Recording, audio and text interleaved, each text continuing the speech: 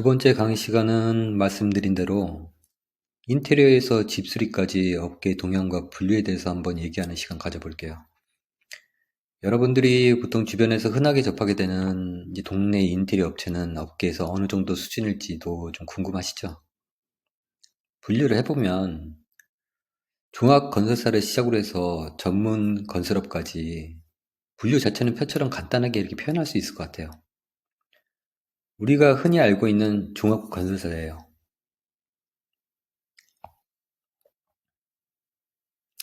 종합건설사는 대부분 이하 하청업체, 즉 이제 공정별 전문 건설업체들을 통해서 일을 하게 되거든요. 전체적인 공정관리와 감리가 주요 업무라고 보시면 돼요. 그 중에서도 단종업체들, 이 단종업체들은 특화된 공정들에 한정돼서 직접 도급 및 하도급을 받아서 공사를 수행하게 돼요. 하지만 실내 건축 공사업은 우리가 흔히 알고 있는 인테리어사라고 생각하면 되는데 다른 단종 업체들하고는 좀 틀리게 여러 가지 공정을 종합적으로 수행하게 됩니다. 종합 건설사의 축소판이라고 이해하면 편할 수 있어요. 전문 건설 업체들은 다들 일정 조건에 맞는 자격을 가지고 전문 건설 면허를 보유하고 있어야지 건설 공사에 참여할 수 있어요. 전문 건설 면허 없이 건당 공사금액 1,500만 원이 초과된 공사를 하게 되면 법적으로 처벌을 받습니다. 공정별 전문건설 면허 등록 조건은 차이가 있는데 실내 건축 공사업은 일반적으로 자본금 1억 5천만 원 이상을 보유하고 있어야 되고요.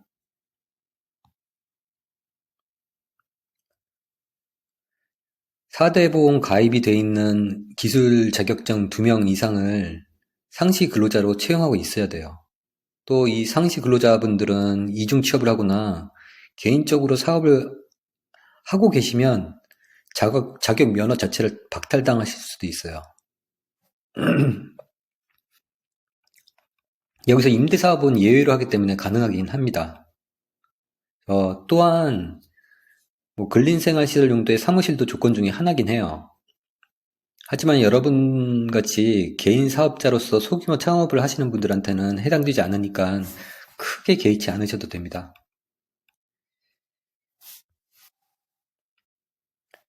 실내 건축 공사업은 다른 단종하고는 틀리게 종합적인 일을 많이 하죠.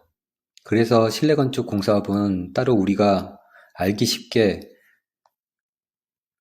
종합 인테리어사라고 생각하시면 돼요. 실내 건축 공사업을 그래도 분류를 한다고 하면 규모가 좀 기준이 될 수가 있을 것 같아요. 자,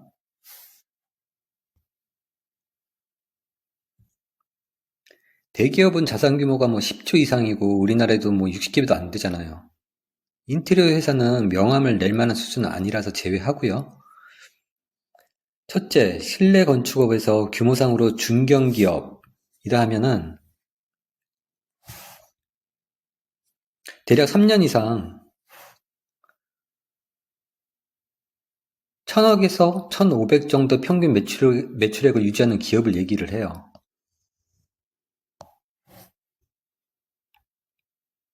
시공 능력 평가만으로 본다면 2024년 기준으로 우리나라 중견 인테리어사는 15개 안팎 정도 될 거예요.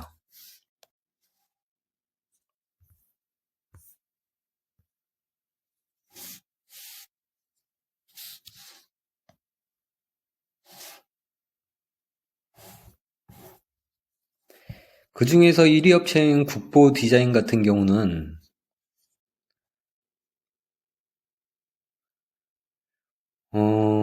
시공 능력 평가액이 거의 한 6천억이 넘어요. 여러분이 생각하신 거 이상으로 나름 넘사벽이죠. 아닌가요? 다운앤컴퍼니 한 4,500억 정도 기준의 업체면 옛날에 다원 디자인이라고 했었죠. 자, 근데 이하로 내려가면서 금액이 좀 차이가 많이 납니다. 저는 해당 중견 회사에서 차부장급까지 근무를 하다가 퇴직을 했어요. 중견기업,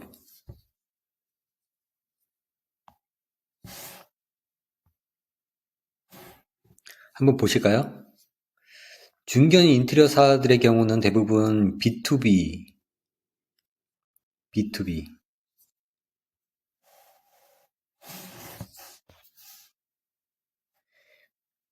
비즈니스 투 비즈니스라고 해서 건설업체나 기업체를 대상으로 인테리어 사업을 대부분 하고 있어요.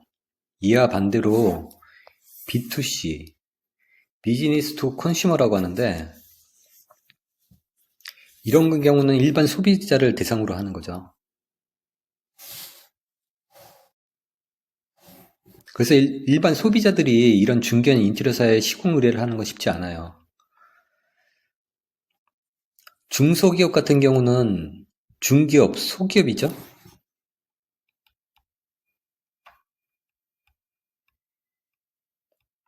둘 다 B2B, B2C, 기업체, 일반, 소비자, 다양해요. 중기업 같은 경우는 120억 이상 매출액을 기준으로 하고 있고요. 소기업 같은 경우는 120억 이하로 분류를 하고 있어요. 물론 이런 회사 같은 경우는 대부분 법인이라고 보시면 되고요. 당연히 전문 건설 면허를 보유하고 있겠죠.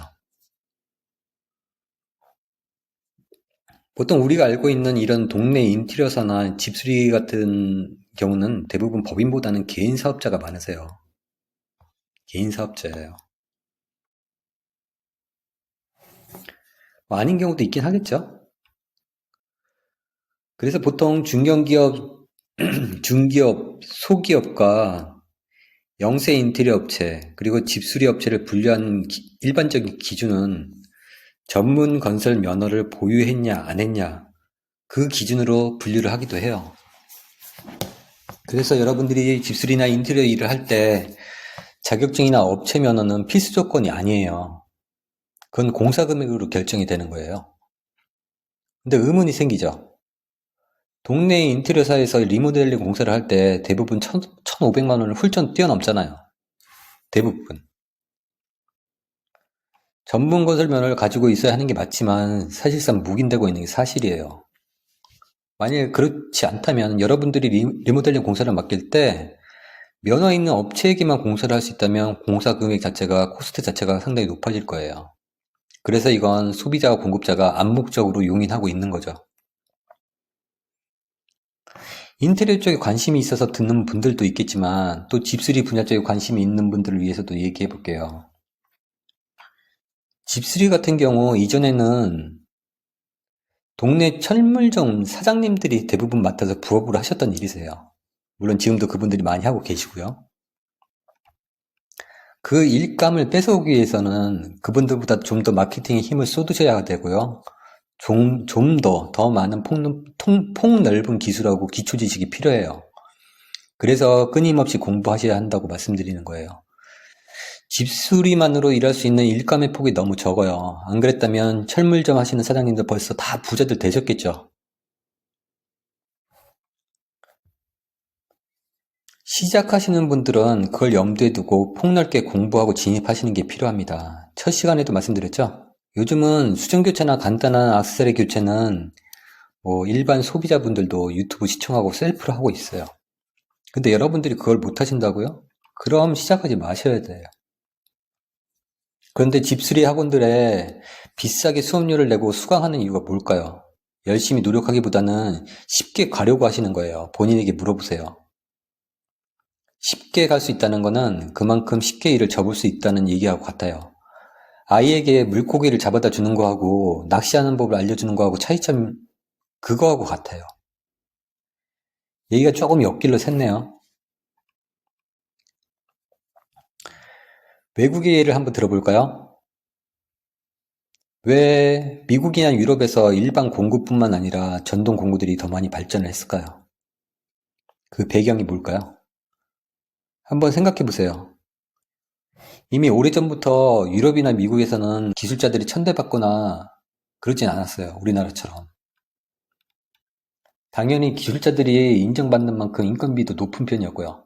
그래서 일반 가정집에서 뭐 하나 수리하려고 하면은 워낙 비싸니까 집안 가장들이 퇴근하고 셀프로 수리하는 게 일상이 된 거예요. 게다가 이제 주택 문화가 아파트인 우리나라하고는 좀 다르게 각자 집에 차고가 있잖아요. 그래서 공구나 작업을 할 수 있는 여건도 나름 갖춰져 있고요.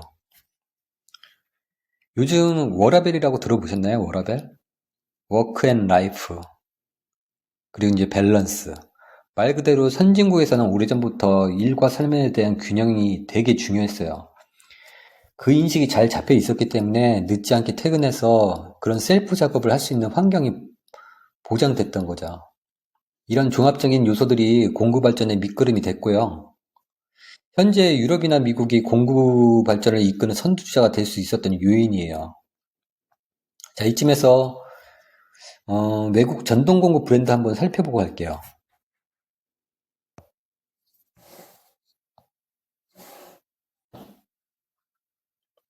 그런 얘기가 있어요. 현장 작업의 80%는 전동 공구가 하는 거라고. 그만큼 공구가 중요하긴 해요. 자, 간단하게 한번 살펴보고 하는 시간 가져볼게요. 제조사, 브랜드, 여러분들이 알고 계시는 전동 공구 회사들 많죠? 페스툴 아시나요? 페스툴? 독일 회사예요. 이쪽 일을 좀 많이 해보신 분들은 알고 계신데 진짜 가격이 사악합니다. 따로 공구의 귀공자라는 말까지 있어요. 예를 들어서 박스 공구 상자 있잖아요. 3단, 4단짜리가 7, 80만 원씩 해요. 한 예로. 전동 공구도 아니에요. 저희 수강료하고 별 차이가 없어요. 박스 몇 개가. 그래도 비싼 만큼 그 값어치는 또 하겠죠. 여러분들 요즘에 뭐 싱크대 상판 크랙부스라고 하는 거 있잖아요. 그 일을 할 때 대표적으로 쓰는 집진기하고 샌딩기가 있는데 페스툴 제품을 많이 써요. 보통 그거 제대로 세트 마련하시려면 80만원 안팎 드실 거예요. 자, 그 다음에 조금 번외적이긴 한데 얘기 나온 김에 제가 한번 하는 얘기예요. 싱크대 상판 보수를 가르쳐 주는 데가 있어요. 이것도 며칠에서 수백만 원 받고 하시는데 약식으로 이제 교육을 받게 되면 한 대략 50만 원 안팎 될 거예요. 이건 기술을 배우면 집수리 일하시면서 어쩌다가 의뢰가 들어왔을 때 하시는 건 나쁘지 않아요.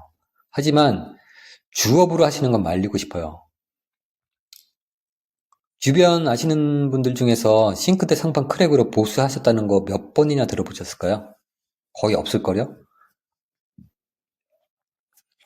인조대석에 그렇게 쉽게 크랙이 가는 재질도 아니고요. 만약 크랙이 갔다는 얘기는 싱크대 설치할 때 하부 보강 자체가 잘못됐다는 얘기예요.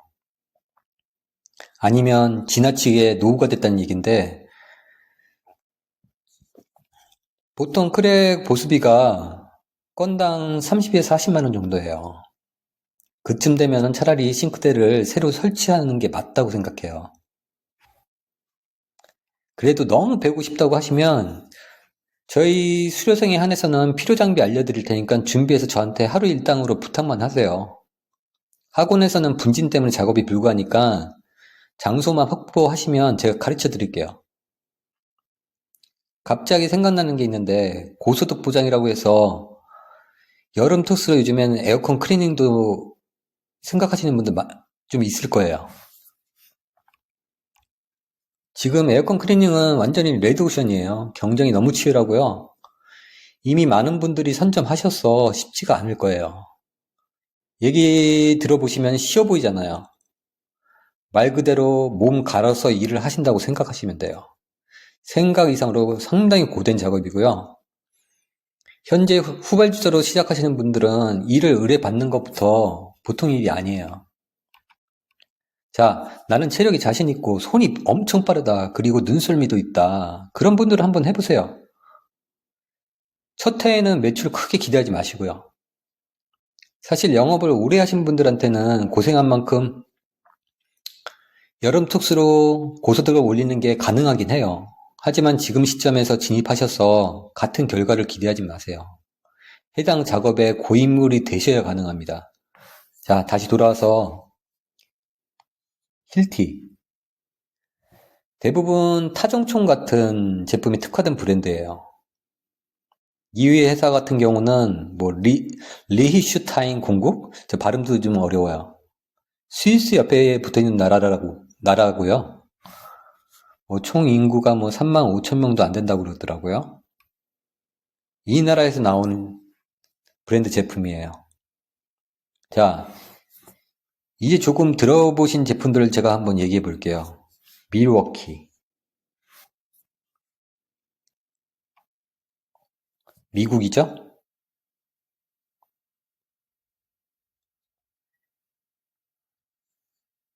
디월트 있죠?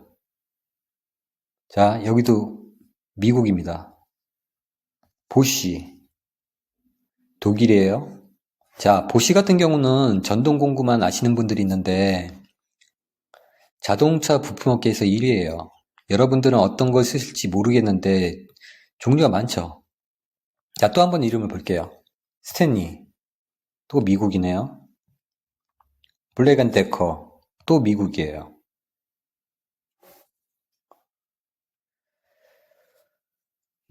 보쉬를 포함해서 위쪽 업체들은 나름대로 중상가 브랜드예요. 근데 이제 스탠리나 블랙앤데커 같은 경우는 조금 중저가 브랜드라고 보시면 되고요. 스탠리하고 블랙앤데커가 이제 중저가다 보니까 이 두 회사들도 이분적인 경쟁 구도로 협업해서 고급 브랜드를 런칭을 하게 됐어요. 그 브랜드가 바로 위에 디월트예요. 이건 잘 모르셨죠? 그 다음은 중저가라기보다는 좀 특성이 있어가지고 제가 분류를 해봤는데요. 마키다 있죠, 마키다. 워낙 유명하죠? 일본 제품이잖아요. 일본 제품은 공구 중에서도 특별하게 조금 강점이 있어요. 원형톱 같은 이제 회전 공구에 상당히 강점이 있는 브랜드예요. 자, 그 다음에 우리나라는 없을까요? 아임사. 한국이죠? 부담 없이 쓸 수 있어요. 내구성도 좋고 고장도 쉽게 나지 않아요. 그래서 전동 드라이버라든지 임팩 같은 거 현장에서 작업자분들이 상당히 많이 쓰고 계세요. 잊어버려도 별로 그렇게 부담이 크지 않아요. 그리고 개양이 있죠? 개양은 유선 제품들이 많아요. 충전 제품 시장으로 진입이 지금 너무 상당히 늦었어요. 차후에 무선 전동 제품들이 공구 시장을 장악할 거예요. 개양은 좀 낙후 되겠죠? 예를 들어서 스마트폰 같은 경우도 그 옛날에 유명했던 노키아나 모토로라 있잖아요. 지금 다들 폭망했잖아요. 제때 진입 시기를 놓치면 그렇게 되는 거예요. 좀 개양은 그러지 않았으면 좋겠습니다. 그리고 마지막으로 웍스. 요즘에 좀 많이 보여요. 중국 회사죠? 근데 제가 써봤는데 나름 제품 괜찮아요. 막 쓰기도 좋고 진짜 부담 없어요. 잊어버려도 아깝지 않아요.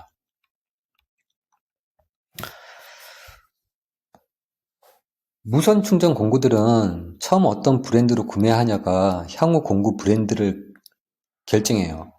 대부분 배터리들이 회사가 거의 호환이 되지 않습니다. 그렇기 때문에 한 제품을 사기 시작하면 계속 그 회사 제품만 살 수밖에 없어요. 한 회사의 브랜드 제품은 공구가 틀려도 배터리들이 대부분 호환이 되거든요. 그 다음부터는 계속 그 회사 제품만 사게 되는 거예요. 왜? 배터리가 비싸요. 배터리만 빼놓고 파는 제품을 보통 베어트리라고 하고 따로 판매를 하고 있어요. 그래서 뭐 온라인에서 제품 구매 같은 거 하실 때 보면 베어트리라는 거는 뭐냐면 배터리를 빼놓은 본체 공구예요. 베어툴 값하고 배터리하고 거의 비슷해요. 배터리 자체가 워낙 비싸기 때문에 한번 사놓으면 그 브랜드 제품만 계속 사용하게 되는 겁니다. 처음에 시작하시는 분들은 이런 부분들은 좀 참고하시면 좋을 것 같고요. 아까 좀 제가 계속 말씀을 드리긴 했는데 교육받는 금액 단돈 10만 원 아깝다고 하시는 분들이 있는데 실제 일하다가 보시면 제대로 된 공구 몇 개 마련하시려고 하잖아요. 100만 원씩 하는 게 현실이에요. 근데 교육비를 아깝다고 투자를 안 하시면 제가 드릴 말씀이 없어요. 그만큼 제 교육이 아니더라도 상관은 없어요. 현실을 딱 관망해 보시면 느끼실 거예요. 어떤 학원에서는 그런 학원이 있더라고요. 공동구매로 공구 구입하면 싸다고 하면서 처음부터 몇백만 원 들여가지고 세트 구매를 알게 모르게 강요하는 데가 있는데요. 싸지도 않아요. 시중보다 더 비싸요. 절대로 그렇게 구입하지 마세요. 공구는 그때그때 현장 나가면서 필요할 때마다 하나씩 마련해서 준비해 나가는 게 정석이에요. 그런 식으로 구매를 하시면 처음에는 부담만 높아지고 종국에는 당근에 헐값으로 내놓게 될 수도 있어요. 필요한 공구는 당근에서 별로 사용하지 않은 제품들 있잖아요. 그런 거 찾아가지고 싸게 구매하세요. 지금까지 말씀드렸잖아요. 당근에 공구 세트 팔려고 올리는 분들이 어떤 분들일지 추측해보세요. 그만큼 준비 기간과 시작이 중요한 거예요. 한 번 더 질문 드릴게요. 여러분들이 진입해야 할 틈새 시장은 어딜까요? 집수리 학원에서 배우는 액세서리 교체 아이템만으로는 여러분이 원하는 소득이나 매출을 얻을 수 있을까요? 집수리 아이템으로는 기본적으로 매출 올리도록 노력하시고 영업하시면서 인테리어와 관련된 소소한 작업부터 시작해서 경험을 쌓고 점차적으로 규모를 늘려가셔야 돼요. 그게 매출을 늘리고 오랜 시간 일을 지속할 수 있는 방법이에요. 말씀드렸죠. 끊임없이 공부하셔야 된다고. 저도 하루에 1시간은 무조건 공부를 해요. 여러분들은 몇 배로 더 하셔야 돼요. 사상 누각을 간과하시면 안 됩니다. 그 토대나 기초를 확실하게 다지고 시작하는 게 그만큼 중요해요. 저희 학원이 아니어도 상관없어요, 저는. 물론 저한테 교육을 받고 싶어도 거리가 너무 멀어서 힘든 분들이 있는 것도 사실이었어요. 교육 문의가 아니어도 상관없으니까 궁금하신 거 있으면 메일로 문의 주세요. 제가 시간 나는 대로 도움이 될 만한 답변을 드릴게요. 이번 두 번째 공개 강의는 이 정도로 마무리 짓고요. 다음 시간에는 공동주택 공정에 대해서 간략하게 사례를 들어가면서 설명하는 시간을 가져볼게요. 인테리어를 하시는데 아주 기본적인 건설 기본 상식이고 해당 강의는 실무 수업 중에 중간중간 이해를 돕기 위해서 더 상세하게 설명을 드리고는 있어요. 하지만 한번 들어보시면 동기부여는 확실히 되실 거라고 저는 확신합니다. 자, 끝까지 듣느라고 수고하셨고요. 두 번째 강의는 여기서 마치겠습니다. 다음 시간에 뵙겠습니다.